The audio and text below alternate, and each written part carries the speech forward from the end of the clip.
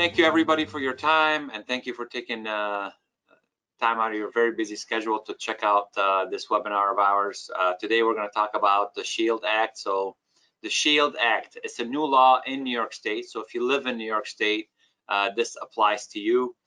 Since we're based out of Buffalo and most of our business is in New York State, this is very important for all our clients and for any potential clients that may be on today. So it's important to understand what this is. The SHIELD Act, it stands for Stop Hacks and Improve Electronic Data Security. Obviously, the L, they took the EL for electronic and made it the E and the L in SHIELD. Data, and then it should be SHIELD's, of course, securities at the end, Act. However, it's New York State. What did we expect? The name is even a little bit off, but let's go and cover what we're going to cover today. Today, we're going to talk about what is the SHIELD Act, why New York State put that in effect, which business are covered by the SHIELD Act, what is private information under the SHIELD Act, is different than HIPAA or what have you. Does the SHIELD Act apply to health information and HIPAA?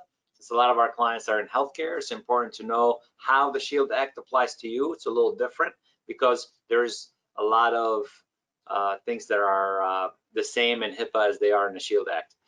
Breach notification requirements, what will happen if you do have a breach and what you're responsible for, and what are reasonable data security requirements that you need to take care of and you need to make sure that your network has, and what you need to do, and what are the penalties if you fail to do that, to comply with the SHIELD Act, and what must you do now to be protected. So let's dive right in.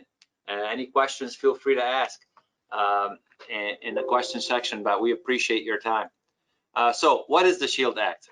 Well, it's a new law that dramatically expand privacy rights to New York residents and provide a strong incentives for businesses. That's important to know here, a strong incentive for businesses to implement reasonable safeguards to protect personal information. So there is some grants that may be available due to the SHIELD Act for you. So be aware of that. But the idea here is to make your network secure, because if you're holding any private data for New York State residents, the state wants to make sure that you're doing whatever you can to protect that data. So the goal is strengthening protection for New York residents against data breaches affecting their private information. So the SHIELD Act imposes more expansive data security and updates to the existing data breach notification requirements. Right now, there's still basically what the state wants all businesses to do what they can to make the data that they house on their network, whether being in the cloud or what have you, that they're responsible for, as secure as possible.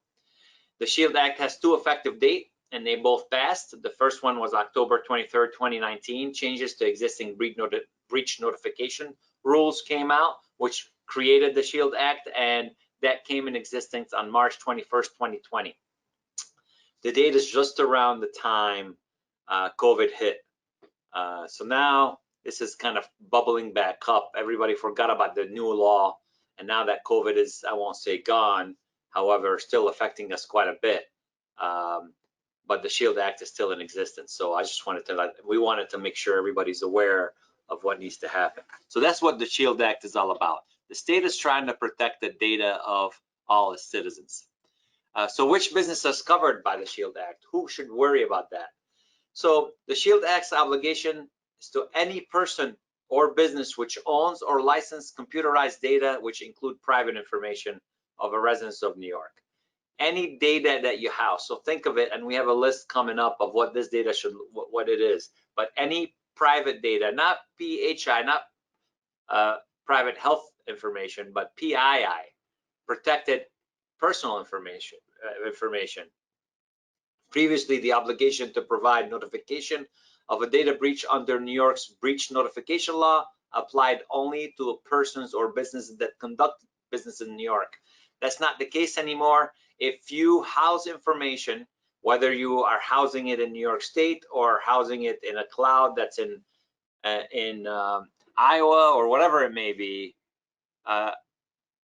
that data belongs to you and you're responsible for its security. So it's important to know that.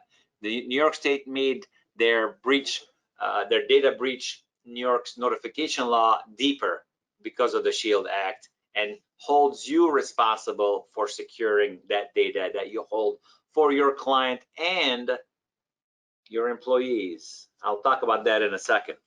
So let's talk a little bit further. So what is private information? So if you hold private information, what is that? So personal information consisting of any information in combination with one or more of the following data elements that are considered private information, when either the data element or the combination of personal information plus the data element is not encrypted. So they want you to encrypt your data. That's number one. And if you have that data in it, it needs to be encrypted. Social security numbers, driver license number or non-driver's identification card number, account numbers, credit card numbers, debit card numbers in combination with any security codes or requirement or access codes, all those are considered PII. Account number, credit card, if circumstances exist wherein such number could be used to access an individual financial account without additional identifying information, security code, that's still part of it. So if you have one or more of this, and some people now have biometric information, you know, their employees or their clients' pictures, their clients' fingerprint, their clients' if you go to a doctor's office, they take your picture. If sometimes you have to walk in somewhere at your office and you have to put your fingerprint on a fingerprint reader, you could do that on your laptop to be able to log into it. If you host that information, if somebody has a laptop with a fingerprint reader and their fingerprint is on it, that means it's on your network. And if you host that info, you're responsible for it, and you're responsible for its security. So having encryption and some of the higher end security tools are now required by law. Now you have to have some of this info on your network to be able to, so for the SHIELD Act to apply to you. So a username or an email address in combination with a password or a security question and answers that would permit access to an online account is also considered part of that PII information. So think about what you host internally on your network and how secure it is. But in order to do that, and how are you going to protect it? And what is the requirements from the SHIELD Act to be able to protect yourself and your clients? I'm not going to say patients in this case because it's clients in general. So there's 3 different safeguards that the SHIELD Act has that we need to worry about: an administrative safeguard, a physical one, and a technical one. The administrative one is, and we'll get into the detail of this, is designed to designate somebody internally and at your company that will be that security officer. The same type of security that the HIPAA requirements are and PCI requirements are now for everybody else. They're not as stringent and they don't have as much detail like HIPAA does, but this is a new law and I'm sure they're going to add more to it. So let's dive deeper. Physical safeguards is also safeguards on your building itself or your office. As you walk in, can people walk through the door easily? If you have clients coming in, can say they see a screen with personal information in it? Where is your fax machine? Is it in a hallway where many people walk by it and some important information can be printed on it or faxed through it, or it could be a printer? And then there's technical safeguards, with what you have to do technically and add tools and different security measures internally. And you know, it is a pain and it's something you have to focus on, but at the same time, it will protect not only your stuff, but your clients and your employees' stuff. And that's where it's important. It's important to be able to be as secure as possible so that if you ever get hacked and there is an audit, and you do come in, people come in and they complain and they have to come in and see what you have going on. If you have your ducks in a row, we'll talk about fines, but your fine will be a lot less. So let's talk about let's go through all those safeguards. So let's talk about the administrative safeguards to start. So number one thing you have to do to make sure that you adhere to those administrative safeguards is designate an individual responsible for your security program. You have to develop a security program. You don't have to do it yourself. You could use somebody like us, obviously, and we'll help you develop it. But even us, we cannot designate an individual internally that will be responsible for your security program. That's something that you have to do, and you have to tell us who that person is. Then you need to conduct a risk assessment process that identify reasonable, foreseeable internal and external risks and assess the sufficiency of safeguards in place to control those risks. So we would come in and run a scan on your network and tell you where the risks are and what you do have and what you don't have. It's required to train and manage your employees, and if you're a client of ours, we already provide you with that tool. PII Protect is one of them, and then we have a new tool which is BPP, Breach Protection Platform, which is a training tool with videos and an exam that your employees can take. And then select capable service provider, that's us, and require safeguards by contract. So you can take the onus off yourself and say, I've hired this company to make sure I adhere to all those safeguards. And obviously we would work together and tell you what you need to have versus what it's nice to have versus what is a must have versus what will be advisable to have.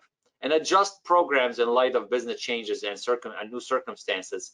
You know, it depends on what you're holding in which machine and the data that you have on your servers and what if that data applies to the SHIELD Act. So that's basically the administrative safeguards.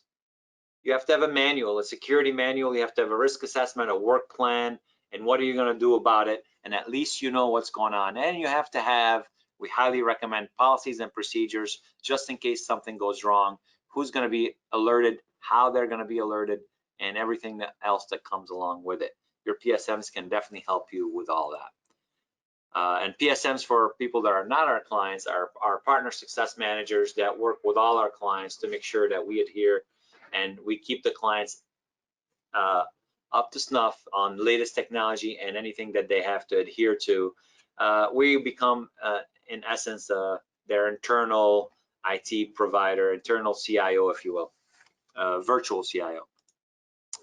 The next is a physical safeguard. So that's assessing risk of information storage and disposal. That's number one. In other words, when you replace your laptop or your machine or your server or what have you, do you have a destruction certificate for every machine that you're getting rid of? Your copiers have a hard drive in them, and every time you scan something, there's an image of it on that hard drive. Is that hard drive being removed properly, being decommissioned properly, and who's responsible for that? And obviously, your provider would be working with your internal security officer who will have those sheets in your folder, just in case anything ever does happen. You could prove that you've done your best to make sure that you are not putting any data at risk. Then detect, prevent, and respond to intrusion. We should have a plan in place. Now this is physical safeguards. Think about your building and stand up front of it. And then start thinking about who can take advantage of what risks do you have in your building. You walk through and you look at how the screens are pointed. Can somebody see somebody's name as they walk by? Where is your data? How is it protected?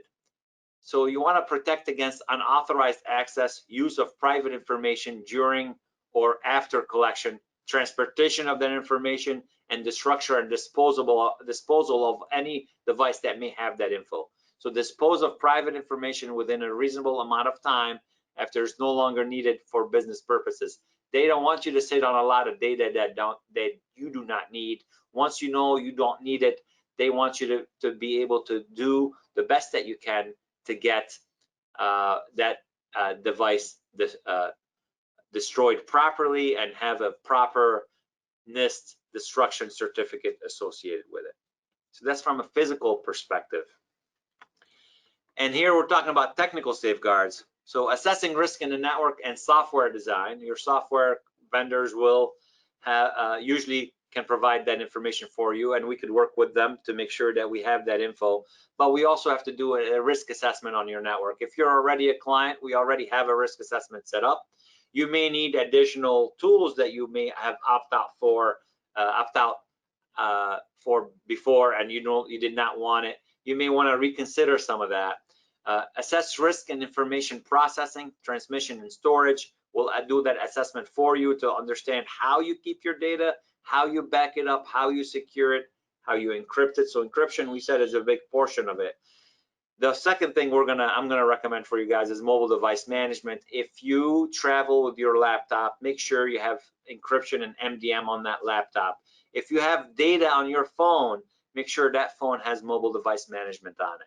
These are the things that you need internally to make sure that you adhere to the SHIELD Act. And if there is any audit or any hacks that you are going through, or if that happened to you, you could at least say, I've done everything possible and I've put in all the tools in place to help prevent this. Nothing is 100%, but I've done everything possible, because the most important thing is the fine that you may get is a lot lower if you've done everything that you can and still got hacked. But if they come in and you don't have any of this stuff in place, well, the fine is a lot higher. We'll get into that detail in a minute. So detect, prevent, and respond to attacks or system failures. What is your plan when something does happen? Not only an attack, but what if the computers go down? What if you don't want to lose data either? That's part of the SHIELD Act. The SHIELD Act is protecting the data from hackers or from you or from the accidental deletion, just to make sure that you have a net that you're able to fall on just in case something does happen. And then most importantly, regularly test and monitor the effectiveness of key control systems and procedures. Run a test, run a vulnerability assessment. Our gold partners get that on a quarterly basis. Our silver partners can opt to get it. So talk to your PSM, talk to us if you have not done any of this stuff. Let us help you get there. It seems daunting, seems like it's a lot of work, but we look at it as best practices. Don't be the low-hanging fruit for hackers or malicious employees, or even careless employees that will click willy-nilly, if you will, on anything that they see. Please make sure that you understand what you have to do, and make sure that you've done everything you can to limit the risk.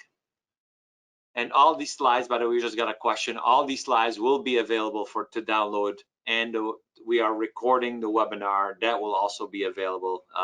At the end, you'll be able to send some requests, and we'll walk you through and send you all that information. Let's keep going.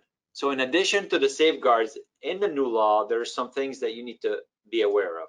Organizations should consider others besides the safeguards that are in the law, such as developing access management plan.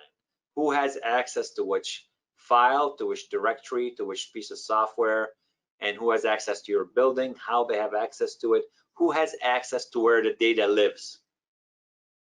That's number one. Have a plan for that. Maintain written policies and procedures. In general, we highly recommend that, is that you can start, if you haven't already, and if you do have one, make it deeper and to include every policy and procedure, everything that you need to do. If somebody doesn't show up for work, if we lose power, if whatever it may be, have a policy written and a procedure for how you're going to be able to handle that.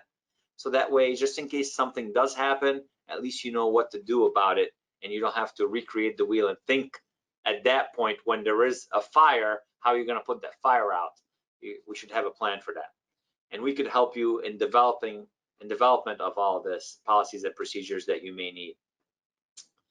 So applying sanctions to individuals who violate the organization's data privacy and security policy and procedures. Basically, if you know people are not following some of the new requirements, write them up and make sure you protect yourself and you protect your patients and your clients and your employees. Anybody that lives in New York now falls under that SHIELD Act protection. Implementing facility security plan. So this is a physical security plan, a facility security plan that you may have. Maintain and practicing disaster recovery and business continuity plans.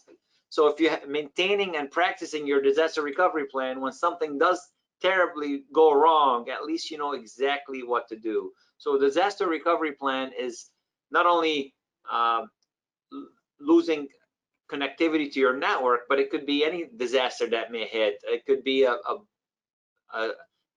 snowstorm. It could be a pandemic, if you will. I mean, I know people won't believe it, but it could happen. We could have a pandemic. Oh, wait, we have had one. And having a strong disaster recovery plan and business continuity plan for having to send all your employees home, and now we have additional security risk we have to worry about. That's why we wanted to talk about the SHIELD Act, and we're doing this webinar. It's important to know what your limitations are and what your risks are and how much tolerance you have for the risks and what your tolerance for spends, because security can be very daunting, but it's important to know that you're not the low-hanging fruit, that you've done everything that you can, that you have policies and procedure, you have a security officer, and you at least have encryption and mobile device management, and you're doing audits regularly on your network. Deploying encryption and data loss prevention tools are key. We just talked about that. Develop and practice an incident response program. We have an incident, we found out we got hacked, we sent an email by mistake to somebody, we received an email that we shouldn't have received and we clicked on it, now we have ransomware. What are we gonna do if any of those things happen? We have to develop and practice an incident response program, and that's something we could help you develop as well. Regularly updating antivirus and malware protection. Obviously, if you're a client of ours, that happens for you automatically. You don't have to think about that, but you'd be surprised how many people don't have good security tools on the endpoint, besides the servers and the routers and the firewalls and the other things that you should have. We highly recommend making sure that they're updated. And if you're a client of ours, obviously, you could sleep well at night knowing that at least that piece is done. There's other pieces we may have to add, like encryption or mobile device management. And we also want to add two-factor authentication to it if you work remotely. And most people nowadays are starting to think about that hybrid workplace and working remotely. So utilizing two-factor authentication is key for you to connect to that VPN first. So when you connect to the VPN, then you go to your application, to your two-factor application, whether it being Duo or Avi or whatever you're using, and then you enter a code that changes every 20 or so seconds, and that way it makes you a lot harder to hack, and you're no longer that low-hanging fruit. If you have all this in place and you still have an issue, you won't be penalized as much as you don't have anything at all and you have an issue. So maintaining and implementing a record retention and destruction policy. In other words, we have your data. We're going to keep your data for 7 years. After 7 years, if we are no longer working together, we're going to destroy your data and make sure that we are doing it properly. But have at least a policy in place that talks about how you're going to maintain it, implement a record retention and destruction policy altogether. These additional things I wanted you guys to think about that you should have internally to your network, besides the other safeguards, that you should think about implementing above and beyond what you have now. So does the SHIELD Act apply to employee data? And the easy answer is yes. So the term personal information, upon which private information is largely based, means any information concerning a natural person. It was written by our fearless reader, Cuomo, which, because of name, number, personal mark, or other identifier, can be used to identify such a natural person. Employees are natural persons, and if they are New York State residents, will be protected under the SHIELD Act. A long sentence to say yes, or two sentences to say yes. Employees' data is also considered PII, and you need to make sure you do what you can to protect that data. And you should have a lot of your employees' data on your network. Where is it? How is it protected? Is it on an encrypted drive? Is the drive for you to log in remotely to it? You have two-factor authentication. If it's on a mobile device, you have mobile device management on it. This is the stuff you have to consider. But yes, personal information and employee data is considered that exactly. does the SHIELD Act apply to health information, HIPAA covered entities? So the easy answer is no, but yes. Let me explain that. So the SHIELD Act generally does not apply to health information. However, covered entities and business associates of those covered entities, subject to the privacy and security rules under HIPAA, need to be aware of the SHIELD Act. Remember, the HITECH Act empowers the state attorney general to enforce HIPAA. So the state attorney general can now enforce HIPAA and the SHIELD Act. So any HIPAA covered entities or business associate compliant with HIPAA will be deemed to satisfy the data security requirements under the SHIELD Act. So if you're compliant with HIPAA, you've already been compliant with the SHIELD Act. HIPAA is a little deeper than the SHIELD Act, but it works in the same way. So if you have the security officers for HIPAA, if you're already doing the training, if you already have your policies and procedure, if you already implemented some of the security tools that we just talked about, like encryption, mobile device management, advanced threat protection would be great. We'll talk about that. Again, there's a lot more tools, and it all depends on what data you have and how much we need to secure it, and your risk of tolerance for your tolerance for risk. So the entity must be compliant with the applicable provisions of HIPAA and HITECH to be deemed to satisfy the SHIELD Act data security requirements. So if you're compliant with HIPAA and HITECH, then you're compliant with SHIELD Act. So no, you don't really fall under the SHIELD Act because the health information is not there, but you fall under HIPAA. But if you do everything that HIPAA said you need to do, you're already compliant with the SHIELD Act. So that's basically how it works. So do New York State residents have a private right of action under the SHIELD Act? So in other words, if they find out that it's because of your negligence and your lack of action that their data got hacked, can they sue you? So the answer is no, they cannot. The SHIELD Act does not create a private right of action. This means that if a New York State resident believes in a business subject to the SHIELD Act failed to comply with the law's data protection requirement and caused the individual harm as a result, that individual could not sue the business under the SHIELD Act. Of course, the individual might be able to sue under theories or negligence or breach of contract or other different reasons, but not under SHIELD Act.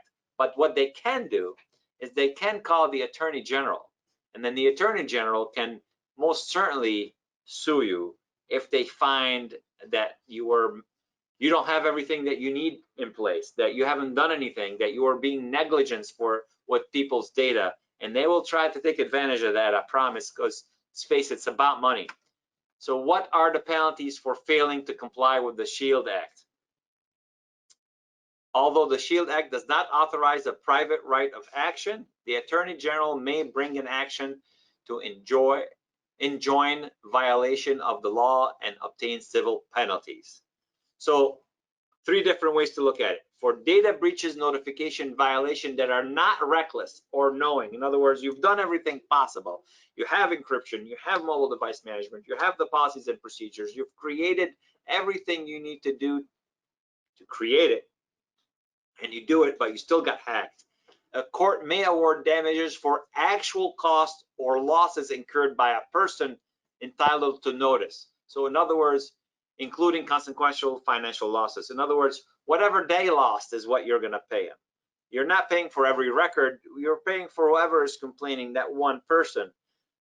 Now, for knowing and reckless violation, in other words, I knew about it, I'm reckless because I haven't done any of the safeguards. A court may impose penalties of greater than $5,000 or up to $20 per instance. So if your database and you have 2,000 people in it, that's times 20, with a cap of $250,000 in fine. Now that's a big number for doing safeguards that you should do anyways to make you more secure. And that's the idea here. Our job as consultants is to let you know what you don't know and what you need to know and what you need to do to secure your environment. And we're just letting you know that don't be reckless and have a reckless violation. the last piece is for reasonable safeguard requirements violation. In other words, you've done some work, but not you have reasonable safeguard requirements, but they're not all done right. They're half done. Some of the safeguards are in, but not everything is done. So a court may impose penalties of not more than $5,000 per violation, not per instance now, which is 200, and it could end up being 250,000, but per violation for one hack. So you see the difference in pricing that you would be that you have to worry about. I mean, it's a big number. It's a big difference. So be aware of this and be aware of what you have to worry about, and make sure that you do what you can to be as secure as possible and to secure all your clients.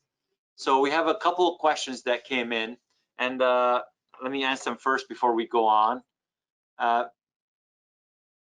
So this is not limited to the client information, but employee information as well, correct? Yes, that is correct. If you have your employee social security number or driver license information on their application and stored electronically, that needs to be protected as well. That is exactly right, and that's exactly what we are saying. What we're saying is that if you have employee information, social security number, driver license number, whatever it may be, and you scan those in and they're in a system, you have to secure that, and you have to encrypt that system and make sure that you have your security program all put together. We can help you create that. So it's important to know what you need to do next. Now that you know that there's a law now that it's not only healthcare, it's all different types of businesses. Any type of business that hold that PII information fall within that SHIELD Act. Any type of business that accept credit cards and hold credit card numbers on their system, that have their employees' data, that they need to make sure that you secure your network properly. And the way we look at it is this: make sure you have a strong IT partner. That's number one. They'll guide you through it. If you work with us, you know what we're doing for you and what we can do some more for you. If you don't have everything that will SHIELD Act, will be able to guide you get there and make sure that you're secured. But make sure you have a strong firewall, an enterprise level firewall, something that we could add IPS or intrusion prevention system to it. Make sure that you have endpoint protection, encryption, mobile device management if you have data on your mobile devices, and multi-factor authentication to be able to work remotely. If you have those in combination to all your policies and procedures that we can help you develop if you need help get there, and you have a strong disaster recovery plan in place, then you put yourself in a winning position that you don't have to worry about it. And I promise you, New York State, and this is New York State only, and they put this act in place to not only secure the New York State residents, but to make money and to go and make everybody's network a little harder to crack. I find it as beneficial because I think every network should be secure. We should not make it easy for hackers to get in, and we should train our people so that they know what is a good link versus a bad link, what is a good email versus a bad email, what to click on, what not to click on. Part of our training actually is to send fake phishing email and see who clicks on it internally. We create and we've had the webinar a couple of weeks ago where we create a grade per employee to tell you which employee will be the most, has the highest risk and which one is the lowest risk for you. And then we can guide them and make employees be more aware and make them better stewards of being online and clicking on links and emails and being aware of what's happening. That will secure you quite a bit. But obviously, we got to add those technical safeguards to make sure that you're secured. So what do you do next? Next thing to do is to call us. We're going to give you a complimentary SHIELD security risk assessment. You can contact your PSM or Jamie Stewart. Jamie's info and her email address is jstewart@mvpworks.com, and you can call her at our main number 630-1701 and ask for Jamie. and Jamie will be more than glad to help. Or email her and she'll send you all this detail and she'll get you into with one of our consultants or with your PSM, and we'll get the ball, or you could just call your PSM and we'll get the ball rolling to see what you have, what you don't have, what you need to have, what you should complete, and what's left here. A couple more questions came through, so bear with me as we go through them. Does this only apply to electronic PII, or does the law cover other ways PII is available, such as paper? So this covers everything. That's why there's a physical safeguard. So it does cover paper as well. But the paper is easy to secure. Is it behind a closed door? Is it inside a cabinet that's locked? You have the key and you have a backup of the key with somebody else. Paper is then secure, but it does apply for paper as well. That's why there's 3 safeguards: administrative, which is the training and the policies and procedures; the physical, which is the paper security, the building security, and everything that comes along with it; and the technical safeguard, which is the IT side of it. We can help you with all 3. We'll guide you with some, but you do have to do some of the work as well with us and make sure that you are compliant. One other question came in, so bear with me. Yes, the slides and the recording will be available right afterwards, probably by tomorrow, because we do edit it a little bit and make it look better. And we'll send it to everybody that's on this webinar, I promise.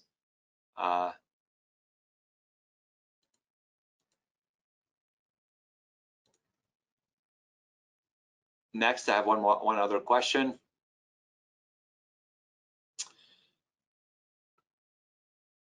Why is New York State doing this? Well, New York State is doing this because there's hacks everywhere. They're trying to protect the data. I don't think of it as a bad thing, even though New York State drives me crazy sometimes. I just want you to be aware that New York is doing this to make sure that you're protecting the data that you hold. You're responsible for that data. And what you need to do internally is a lot of work at first, but once it's done and set up right, and it's managed right, you don't have to worry about it, and you protect yourself. If there is an issue, at least you've done everything possible, and you could tell everybody, I've done everything I can. Yes, we do have a breach, but we already have a disaster recovery plan, and this is how we're gonna do, this is what we're gonna do for you, and this is how we're gonna keep you compliant. One more question about the slides. Yes, they will be available, and so will the recording. Okay.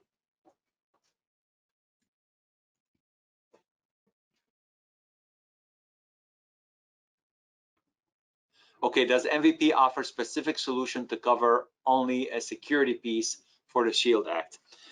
So yes, we have MVP Total Secure, and Total Secure is all the security tools you may need to really, not only the SHIELD Act, but HIPAA or PCI or Sarbanes-Oxley, every security piece. And for the SHIELD, yes, we do have those a la carte, and you could just get what's important for SHIELD, which is encryption, mobile device management, and 2-factor authentication. If you have those 3, and you have a strong firewall and strong antivirus and all the basics, you will adhere to the SHIELD Act, and you can get those a la carte from us, of course. Are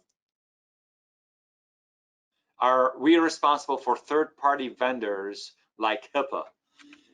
The good news is not like HIPAA, not as deep as HIPAA. You do have to have a business associate agreement with your vendors, and your vendors have to be responsible for the data, but you're not responsible for the vendor. So it's not as deep as HIPAA, but you do want to have the conversation with some of the vendors that you know is holding some of your data or have access to your data. You're responsible for the data.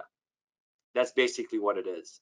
And wherever the data is, wherever is touching it, you're responsible to make sure that data is secure. Now, if that data is in somebody else's network, then you should have an agreement with that person that they are your business associate agreement, and they need to adhere to the SHIELD Act just like you are.